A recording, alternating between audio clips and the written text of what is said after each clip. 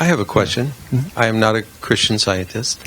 I've been a scientist throughout my career. Great. And so I'm wondering why you think it took over 1,800 years for Mrs. Eddy to be the person to discover this, and what about her life led to that revelation or that discovery? Yeah, thanks. What's your field? Forensics. Oh, cool. So I think in part is the Bible was excluded from being read. So I don't see how people could discover what Jesus had said when they didn't have access to what he had said. So I think suppression of the Bible is one of the big things. The minute Wycliffe and other people started to release the Bible, that's when you get this revolution. For example, Martin Luther saw that what the Bible said and what he was being told didn't match. And he was ultra-conservative. He was super concerned for the salvation of his soul. And that's why he was so adamant. He didn't want to start a revolution. He was concerned about his soul. And he figured it wasn't being saved. So I think the Bible wasn't available is what took so long. It was kind of hidden and you were not to read it. And when Wycliffe released the first English translation, it was the offense was that he made the Bible accessible to everybody so that everybody thought they could talk with God. That's what one religious person said, that was an offense. So I think that's why it took so long for somebody like Mrs. Eddy to come along. And then, several hundred more years of the scientific revolution to kind of bring about exactly the timing that could, while people still understood the Bible, and simultaneously enter the modern age, post, Darwin and all that sort of thing. Her issues were science issues, but at the same time, everybody in her era where she wrote Science and Health understood the Bible. So it's this perfect juxtaposition. Now, if you try to write a book, Science and Health, some of my students, not the ones at Prin, but I teach other places, you say, well, it's kind of like Daniel in the lion's den, and they say, what? So Mrs. Eddy's timing, I think, was just about the right time for a person that was in the beginning of the scientific age, but still the Bible was the adhesive of society. Part 2 of your question, what was that? What happened in her life that led to that revelation or discovery? Yeah, she slipped on the ice. She'd been noticing through homeopathic approaches and all that the thought of the patient had a lot to do with everything. But when she slipped on the ice and was given up for dead, basically, she was supposed to be a fatal fall, she turned to Jesus' healing in Matthew, I think, chapter 9, and she was healed. Instead going, it's a miracle, isn't this wonderful, and have her friends go, yippee. Her friends were scared when she walked downstairs dressed. And she said, I want to know the science of this. This cannot be one of those faith miracle things. You cannot have healing like this unless there's a science behind it. That made her completely different than most people. There's lots of miracles that happen through the ages, but she goes, no, this has to be a new reality, a new science. And was that kind of the start of her? Yeah, that was the catalyst that really got her going. She'd healed other people before, but that was when apparently she said, I have to know the science of this. So that's usually given as the catalyst. Good question. I know you. The story, this is a particular area in her career that's after the fall and after all these things, but it will spark interest in seeing how things evolved in her life to lead her to this as a science. And if I may, a kind of a follow-up question. Sure. As scientists, there's hardly any discovery that I've seen that just one person makes. Yes. And so, referring to Mrs. Eddy, was there somebody else that kind of paralleled her thinking or discovery or revelation? Well, at her time, there were spiritualists, and there were hypnotism was just coming into favor, or mesmerism, or whatever you call it. And these other mental type approaches to healing, but she found that one mind controlling another was not healthy. It was complicating the problem a little. Whereas her big step was that Jesus was a scientist. Nobody was saying that at the time that I know of. And therefore, and he kept saying, have that mind which was in Christ.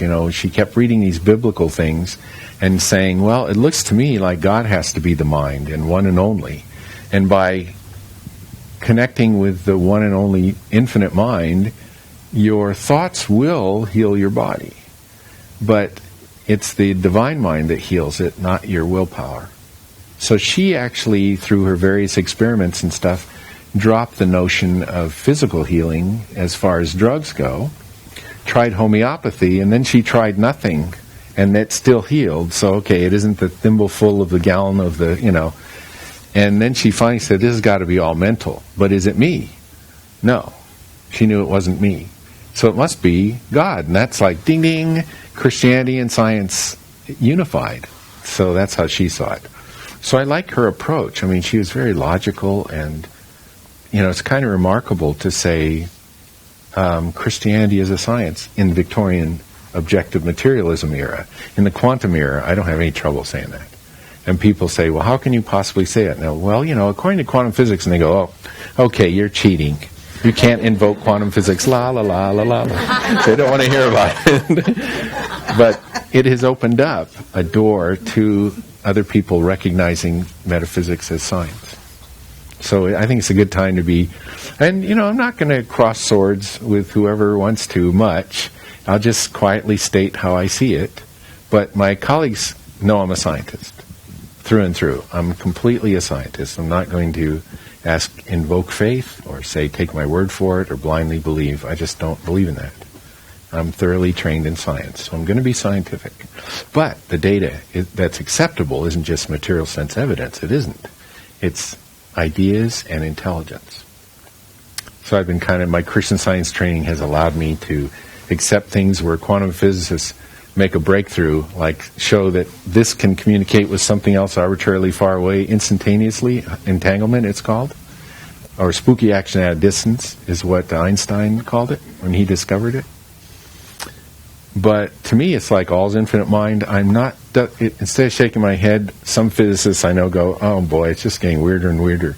I'm going, no, infinite mind makes sense to me. I've been trained that way.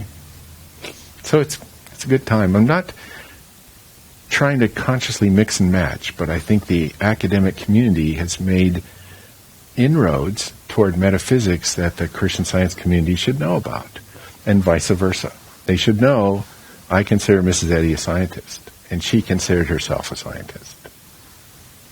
It just took the form of a church for the 20th century because that's the form it needed to take at the time. If it expands up into a science as well, that's fine with me. Thanks. Thank you.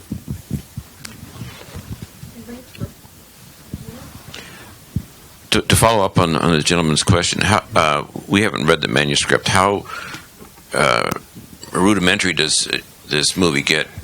Does it start with her falling on the ice and follow it all the way through? Or no, it's I guess what Steve Spielberg said, write me a manuscript, movie script for Lincoln, and he got a 1,500-page script, and he goes, I didn't want to make a series.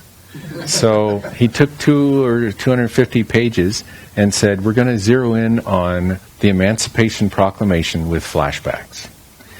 So I think the idea here is zeroing in on the next friend suit time and then flashbacks in Mrs. Eddy's life. And I think that's the way to tell a story, because that was kind of everything culminating to attack this new science.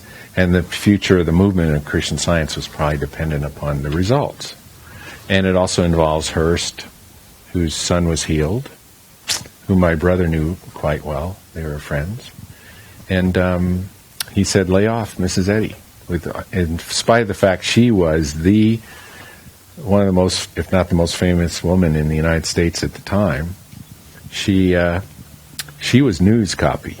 And Pulitzer, he's racing Pulitzer for ratings and sales, but this big news story he said, everybody lay off. You're not to go there. So that was kind of nice. I mean, but a healing is a healing. There's no arguing with that. His son was going to die. There was no internal connections. He didn't have this whole fluid thing going. And he was healed. So that's the bottom line. I mean, Christian Science are healers, and they should heal. And that's why starting out with Mrs. Eddy healing a little boy of polio and then just walking away, it's like, okay, now you know where Mrs. Eddy's coming from immediately at the beginning of the movie. And then, of course, there's some opposition from existing religious, and there's other opposition and Pulitzer and various stories around the next friend suit. But starting out with her healing will get the audience's attention. It's like is this supposed to be true? And how come we haven't heard of this lady? She walks along the beach and heals a little boy of polio. And it's all true stories. So I thought the writer really got Christian Science and got that in the beginning. I wouldn't walk away from that movie. I'd want to see who that was. And it doesn't make any religious statements at all. This lady's walking along the beach and heals a little boy. She basically says, get up, Charles.